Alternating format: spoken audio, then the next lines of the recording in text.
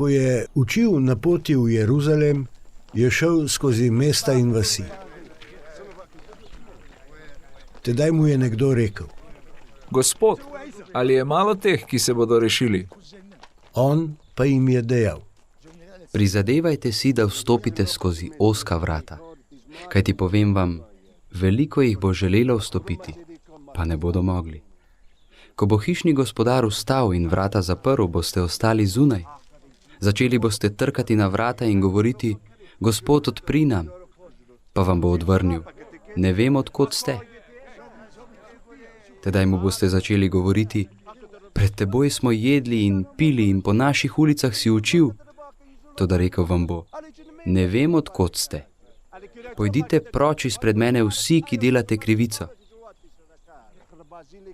Tam bo jok in škripanje z zobmi, ko boste videli Abrahama, Izaka in Jakoba in vse preroke v Božjem kraljestvu, sebe pa vržene ven.